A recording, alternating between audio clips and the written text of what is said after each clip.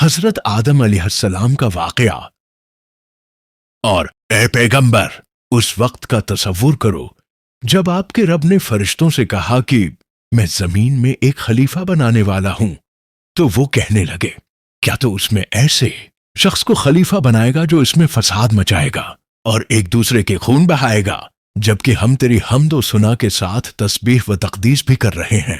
اللہ تعالی نے انہیں جواب دیا کہ جو کچھ میں جانتا ہوں وہ تم نہیں جانتے۔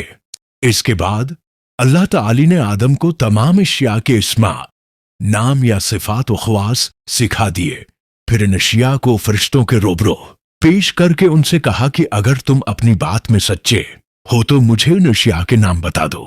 فرشتے کہنے لگے نقص سے پاک تو تیری ہی ذات ہے، ہم تو اتنا ہی جانتے ہیں جتنا تو نے ہمیں سکھایا ہے، اور ہر چیز کو جاننے والا اور اس کی حکمت سمجھنے والا تو ہی ہے۔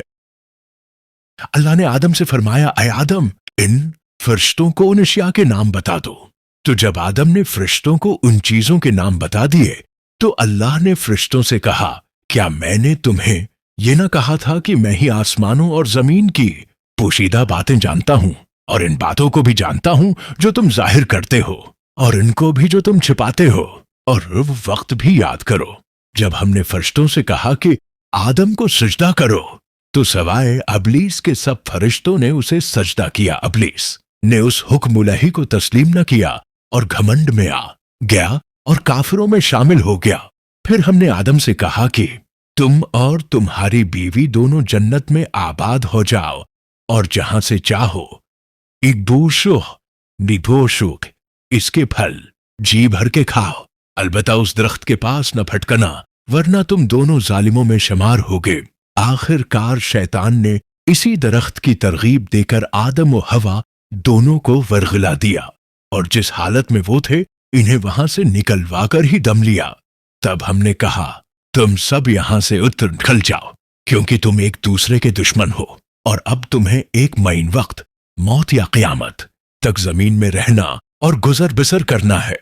پھر آدم علیہ السلام نے اپنے رب سے چند کلمات سیکھ کر توبہ کی تو اللہ تعالی نے ان کی توبہ قبول کر لی۔ بلاشبہ وہ بندوں کی توبہ قبول کرنے والا نہایت رحم کرنے والا ہے۔ ہم نے کہا تم سب کے سب یہاں سے نکل جاؤ، پھر جو میری طرف سے تمہارے پاس ہدایت آئے اور جس نے میری ہدایت کی پیروی کی تو ایسے لوگوں کو نہ کچھ خوف ہوگا اور نہ وہ غمگین ہوں گے۔ حضرت آدم علیہ السلام دنیا کے پہلے انسان بھی ہیں اور پیغمبر بھی۔ جب اللہ نے انسان کو دنیا میں بھیجنے کا ارادہ کیا تو اس سے قبل چند اہم اقدامات کئے۔ ایک اقدام تو یہ تھا کہ تمام انسانوں کی ارواح کو شعور دے کر انہیں دنیا کی زندگی کی آزمائش کے بارے میں بتایا کہ انہیں اچھے اور برے کی تمیز کی آزمائش میں ڈالا جا رہا ہے، اور جو کامیاب ہوگا اس کا بدلہ جنت اور ناکاموں کا بدلہ جہنم ہے۔ سورہ احزاب کی ایک آیت کے مطابق انسان نے اس اسکیم کو سمجھ کر اسے قبول کرنے کا ارادہ کر لیا۔ اس کے بعد اللہ نے انسان کی تمام ارواح کو اپنے بارے میں باخبر کیا اور ان سے نہ صرف اپنے رب ہونے کا اقرار کروایا بلکہ اپنے تنہا اللہ ہونے کا شعور بھی اس کی فطرت میں ودیعت کر دیا۔ اس سے اگلا مرحلہ وہ ہے جس کا اوپر کی آیات میں ذکر ہے، یعنی اللہ نے اپنا یہ منصوبہ فرشتوں اور جنات کے سامنے رکھا، کیونکہ یہ دونوں دی شعور اور صاحب ارادہ مخلوقات تھیں اور ان کا انٹریکشن انسان سے ہونا تھا۔ جب اللہ نے فرشتوں اور جنات کے سامنے یہ منصوبہ رکھا کہ ایک ذی شعور صاحب اختیار ہستی کو دنیا میں بھیجا جانے والا ہے تو فرشتوں کو صاف نظر آ گیا کہ انسان اپنے اختیار کا غلط استعمال کرے گا، جس کے نتیجے میں خون خرابہ بھی ہوگا۔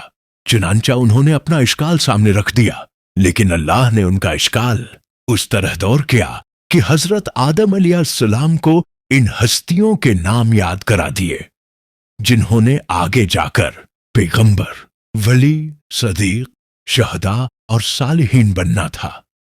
پھر حضرت آدم کو حکم دیا کہ تم فرشتوں کو ان پاکیزہ و مقرب ہستیوں کے نام بتا دو۔ چنانچہ جب حضرت آدم نے یہ نام پیش کئے تو فرشتوں نے اپنے اشکال کو واپس لے لیا۔ اس کا مقصد یہ بتانا تھا کہ اختیار کے آپشن کو غلط استعمال کرنے والے بدبخت ہوں گے، تو دوسری جانب اسی دنیا میں خدا کے آگے جھک جانے والے اور اپنی زندگی خدا کی مرضی کے مطابق گزارنے والے نیک لوگ بھی تو ہوں گے۔ اس کے بعد اگلے مرحلے، تمام جنات و فرشتوں کو انسان کے سامنے سجدہ کرنے کا حکم دیا۔ اس کا مطلب یہ تھا کہ یہ دونوں مخلوقات انسان کی آزادی و اختیار میں کوئی مداخلت نہیں کریں گی۔ جناتوں میں سے شیطان نے جھکنے سے انکار کر دیا، جو اس بات کا اعلان تھا کہ وہ انسان کو آزادی و آسانی کے ساتھ خدا کی رضا حاصل نہیں کرنے دینا چاہتا۔ چنانچہ اللہ نے اسے راندہ درگاہ کر دیا۔ پھر اللہ نے حضرت آدم اور حضرت حوا کو دنیا میں بھیجے جانے سے قبل دنیا کی زندگی میں پیش آنے والی آزمائش سے آگاہ کرنے کے لیے ایک جنت میں بھیجا۔ اس جنت میں انہیں تمام سہولیات دی گئیں، بس ایک درخت کا پھل کھانے سے روک دیا۔ شیطان نے اپنا مشن شروع کر دیا اور انہیں ورگلایا۔ ابتدا میں تو دونوں انکار کرتے رہے، لیکن ایک وقت آیا کہ دونوں شیطان کی باتوں میں آ گئے اور اس درخت کا پھل کھا لیا۔ اس کے نتیجے میں وہ جنت کی سہولیات سے محروم ہو گئے۔ جب انہیں اپنی غلطی کا احساس ہوا تو انہوں نے اللہ کی جانب رجوع کر لیا۔ اس پر اللہ نے انہیں معاف بھی کر دیا۔ اب اس ابتدائی جنت کی تربیت مکمل ہو چکی تھی، اس لیے اللہ نے دونوں کو دنیا میں بھیج کر اس امتحان کی ابتدا کر دی جس میں ہم سب آزمائے جا رہے ہیں۔ شیطان ایک عالم و فاضل اور عبادت گزار ہستی ہونے کو باوجود بہک گیا اور محض حسد کی بنا پر سجدے سے انکار کر دیا۔ اس سے یہ ثابت ہو کہ حسد اتنی بڑی بیماری ہے۔ شیطان اور حضرت آدم علیہ السلام دونوں سے غلطی ہوئی، لیکن دونوں کا رد عمل مختلف تھا۔ شیطان نے سجدہ سے انکار کیا، اور جب اللہ نے اسے اس کی غلطی کی احساس دلایا تو اس نے غلطی تسلیم کرنے اور معافی مانگنے کی بجائے خود اللہ ہی کو قصوروار ٹھہرا دیا۔ دوسری جانب حضرت آدم و حوا کو جب اپنی غلطی کا احساس ہوا تو وہ اکڑنے کی بجائے عجز و انکساری کا پیکر بن گئے۔